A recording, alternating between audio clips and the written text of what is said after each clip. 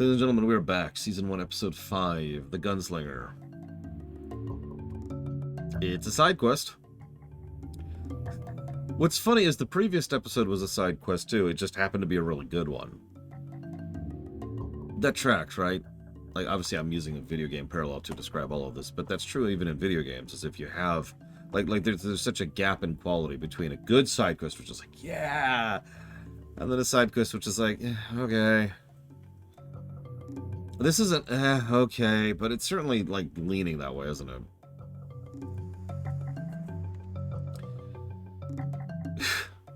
I do love how the guy is trying very, very hard to kill him when he's trying to take them in alive. Just food for thought. Also, this poor ship cannot take a break. We're, what, 5 episodes in, and how many times has it been smashed up? This thing's hit up more than the Falcon. So, his ship goes without power. Yep, that's probably one of the top 5 most horrifying fates for me. No joke, that's up there. You're in a ship in space with no power. No, he fixes it pretty quickly. It's a nice tense moment. So naturally he goes to the nearby planet. I wonder if he was going there originally and just happened to be extremely nearby. Or if, you know... he was going through the system. Like, they don't really say that. He's just going to Tatooine next. Oh, yeah, by the way, we're going back to Tatooine.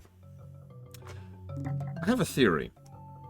I think there's this giant black hole in the middle of Tatooine, because it would explain why everything rotates around it in this freaking setting. I'm only a little bit upset about them bringing Tatooine back in, but this whole episode has a little bit too much member berries. I don't have a better way to put it. He goes to the exact same cantina, and when he meets Toro, Toro is sitting in the exact same spot that Han was saying, although the chair has changed since then. Like, it's... yeah, the original painting recreation, that was actually a nice shot. I even noticed that as it was coming in. But it's like... okay, guys. Yeah, Jabba's been dead for a while. I don't even know if this is Hutt territory. There's so much they did with Tatooine. But I'm not sure if they do anything with Tatooine in the AU. And honestly, we'll see going forwards. And the Book of Boba Fett. Which I haven't heard anything good about. This is a weird song to play for this. Okay, that'll work better. I like the dynamic between Peggy, the pit woman, and Mando. I do. There's a good back and forth between the two. It is Peli. Okay, it is Peli.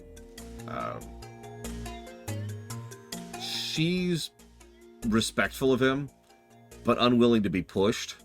And he's respectful of her, but unwilling to be pushed. And so the two just kind of have this nice little dynamic between them. It actually grows throughout the course of the episode.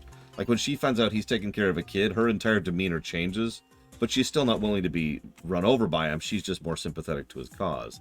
She even flat out states, you know, oh, right, you know, I think that based on this, you're probably more liable because you've got a mouth to feed that isn't yourself. And that's an interesting take on that because there's a validity to that, right? There's some wonderful visual storytelling on display with the still very, very dried, bloodied stormtrooper helmets on pikes outside. That's a nice touch. And Baby Yoda is very cute here. Like, extremely cute. And I love this. Like, there's this little bit where she's like, go get us some food. I don't know, something with bones in it. There's also a little bit, I just wanted to comment, it's very, very brief. She's got the puppet. The actress has the puppet. And she reaches out and she just kind of plays with the ear very slightly. That is, once again, it's a tiny touch that most people probably don't notice or even care about. But it's the kind of thing that makes me feel the moment more, you know what I mean? Because that is a physical object that she can reach out to and physically play with the ear of. I'm not even sure she was directed to that. She might have just been doing it. Because, yeah, you could do this with CGI, but the amount of work it makes to make this look good is insane. By contrast, having the thing, cool, yeah, duh, right? I'm sorry to keep pointing it out, but I continue to think that having a real-life puppet was the right call here. Well, yes, we're going to charge your daddy extra, aren't you? That's right, we're a team. And, of course, someone actually pointed this out earlier in a previous episode. I forgot to call attention to it, forgive me, that so many of the actors are so delicate with the puppet because of how extremely delicate and expensive it is, which makes sense because you, the character, would probably be very delicate with a child that's like this big, right? So of course you're going to be delicate with it. And yeah, she's a good fixer, engineer, repair person, but still, same general thing here. So yeah, this completely tracks. You want someone like that who's reliable, and you want her on your side. Then, and I swear this is the last time I'm going to complain about this right now, we find out that he's got a fob on the assassin lady, who clearly does not have the Force. The only reason I bring that up is that means fobs can just track people. At quite a distance, I might add. They're in Mos Eisley, and it's tracking her out on the way to the Dune Sea. That is not a super short trip. And there's a reason they need to get speeders for this trip. So, moving on. So the kid, Toro is like, yeah, no, this is my first legit job. I just need this job to get into the guild. Early on, I wrote, do you think this is legit or do you think it's a scam?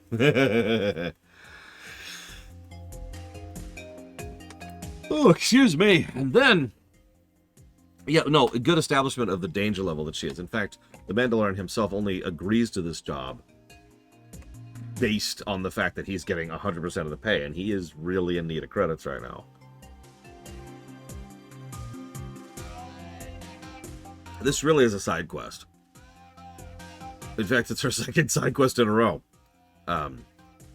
The video game format continues. Think about this. You're pretty high tier. You know, you're the PC. You've got this amazing armor. But you've been burned by your quest givers.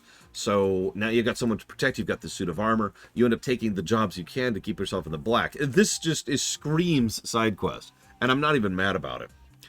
Nice little... when it comes to dealing with the Tuskens, negotiating for safe passage, give them the... And it makes super sense that the Tuskens would value something like the binoculars, something that would actually be useful to them on a daily basis. So, okay, cool. I'm with it. We see the Dewback, who is, of course, bait, like 100% bait. Did you notice that... oh, I love that too, has this. Did you notice that Fennec actually managed to hit Mandalorian twice and only failed to kill him because, you know, he has freaking Beskar armor on? So now we have a sniper duel. Unfortunately, they do it pretty much exactly how a sniper duel really is. Long, tense, and boring as hell. So, yeah, they literally wait till nighttime, force her to fight at night so that the flash charge is going to be more effective at blinding her, and put in a lot of effort to zoom towards her, specifically to try and negate her range advantage. And by the way, I'm trying really hard not to point out all the member berries in this episode. There's a lot. Like, there's actually quite a few. It got distracting, if I might be so bold. So, that's cool. They managed to get up. There's a sniper bolt that he takes at about 20 yards. That probably hurt like hell. And literally leaves him singeing. Doesn't kill him, Beskar, but whew, says a lot about the kind of the blaster she's doing. Gotta love that armor. It is nice that it actually does still knock him to the ground and cause him issues. So then we have a really, really bad fight scene. Unlike several of the fights, this is badly edited, too dark, and not a good fight scene. And yes, I know I'm watching this on an OLED, which is always my curse. But seriously, what is this crap? Do you people not know? I know that Disney has decent choreographers working for them. What is this? So she quickly name drops Navarro and tries to get Toro to work with him. Like, hey, you know, maybe you should let me go. I know you're not in it for the money, but maybe you're in for the rep. Yeah. Maybe you should do a thing. And Toro is an idiot. Walks right up to her and shoots her in the gut and leaves her body in the desert.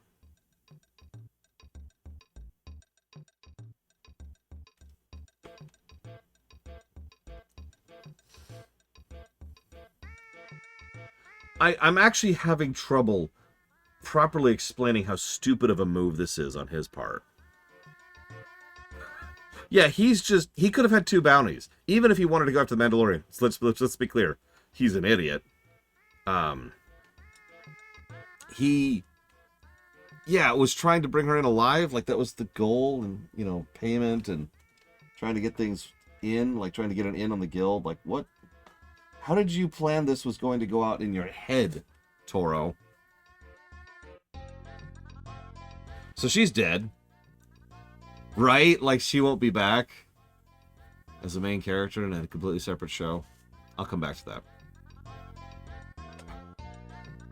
Interesting parallel. A lot of bounty hunters in this setting have this thing where they actually drastically prefer rep over most other things. And that tracks with kind of how bounty hunters kind of are, player characters. Like, there's no nice way to put that. This is true in a lot of settings. Obviously, it's true in Star Wars, but have you ever gone into Cyberpunk, for example? Or the tabletop, not the game.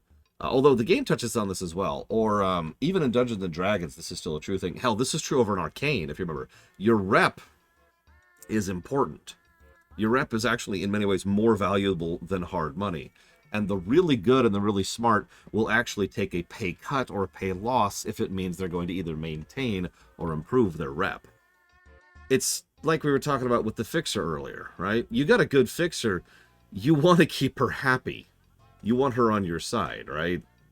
That's someone who knows what she's doing and knows how she's doing it. Yeah, rep gets you hired, rep gets you jobs. Rep prevents people from turning on you. Rep gets you repeat customers. This is something that a lot of real-life companies should really learn at some point, because that's true in real life, too. Yeah, an extraordinary amount of the gray market or the black markets live and breathe on rep. You want people to want to come with you on that. So he wants the rep. Okay, cool. That's sure a thing. Can I share a very, very quick joke? I was just reminded of it. It's like right here. This is an announcement from every AAA studio ever made about That Game You Like 3. Dear gamers, it is with a heavy heart we have to announce we have just laid off 130,000 people. This will not at all impact the release of our 37 promised DLCs this year, because our skeleton crew of 1 artist and 2 programmers can handle it, according to our executive staff. We know that this is hard to hear after we announced we'd made more profit than a small country last month, but you must understand this is for the best for our studio. Please do not look into my recent purchases of 17 cars, 3 yachts, and an exoplanet. Yours truly, Johnny Moneybags, CEO, every AAA studio.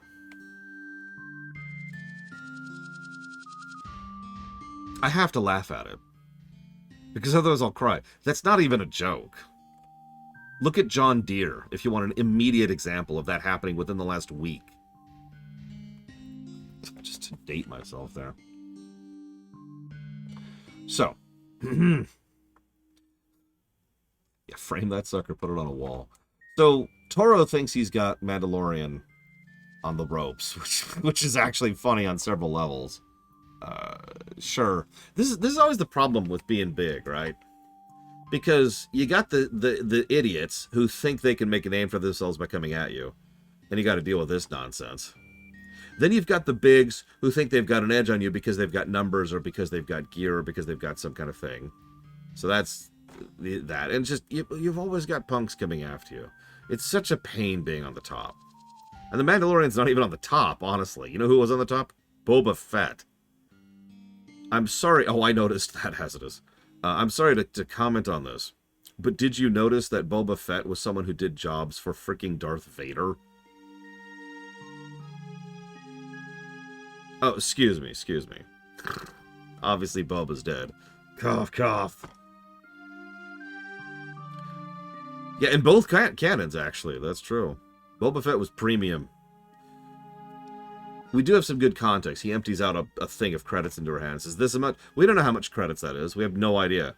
But we can tell by her reaction, he just gave her a decent chunk of change.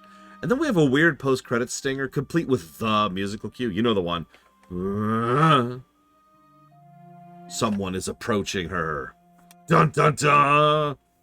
And that's it for the episode. I've been talking about this for 14 minutes. I have nothing to talk about here. There is so little on display here. There's so little to discuss or chew on or analyze. Obviously, not every episode's gonna pop. That's life, right? Unless you're Andor. But thing is, I feel like this could be done better, for lack of a better way to put it. Let me use specific examples rather than speaking in generics. This feels to me like an episode that's trying to establish future story arcs. Spoilers, Fennec will show up again. In fact, she'll show up in 2 shows after this. The Bad Batch, which is technically in the past, and also Book of Boba Fett. You know, they're trying to do launching points for future shows. Okay, I'm with that. Really. Not just in the backdoor pilot way, which is its own scummy thing, but in the way that comic books used to be well constructed. Back in like the 70s and 80s, I think that was specifically. It was when they would be like, here's Superman, and Superman does his thing, and he encounters Blade Travell, and Blade Travell has the power of FF4. He just throws FF4 discs at people. It's weird. And Superman's like, oh, cool, thanks, Blade Travell, I'll see you around. And Blade Travell's like, see you around. And now we can launch Blade Travell off into his own story arc, and Blade Travell can run into someone else, and that can establish his story arc. There's a way to do that without it being crappy, but this doesn't succeed at that. And to make my point clearly, do you remember, towards the end of Andor, I'm going to avoid specific spoilers, but several characters get on a ship and flee the battle at the last episode. Now, they may never do anything with that, and that's fine. They don't have to. But that is a much better job at establishing and then launching the possibility of another property, as opposed to what this nonsense was. Yeah, clear hook if they want to hang it, if they want to hang something on it. But otherwise, it's just there, and it so neatly fits into the episode that you didn't even really think of it as being a launch off, right? You didn't even process that it was its own thing because it was part of the events of the episode. By contrast, this is Planet Side Quest from TLJ all over again. There's nothing wrong with doing side quests. We just saw that. But this is not a success. I apologize. So yeah, I would honestly say I don't think it delves to the levels of blue, but I'd think this is a pretty solid green for me. This is definitely dipping down into below average. This is the kind of episode I will probably never watch again upon repeat viewings of this show. It's just like, yeah, we're just going to skip right over this. Because there's just nothing here. There's no meat on its bones. For me. And now we're just in the underworld. I see the power of FF4. It just shows up. Blade Travell can just do that. Yeah, no, exactly. It doesn't necessarily do anything wrong in the strictest sense of the word. But it's just so vacuous, right? So green in this context is about -60 to about 60. It's right. It's basically the band around 0 is what it really boils down to. And it's just there, right? It's like, Blue is when we get into actually pretty freaking bad. Like, a blue episode has to actually do some stuff wrong and then start pushing it down.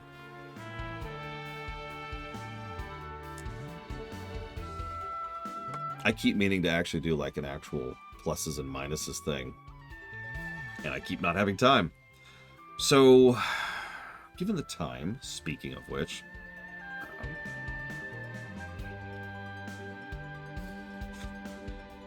Hazardous, I think? Yeah, Hazardous mentions he thinks we should go ahead and hit Season 6 today.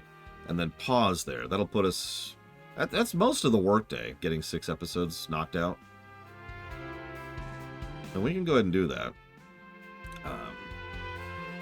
And then tomorrow, that would mean we'd probably do 7 through...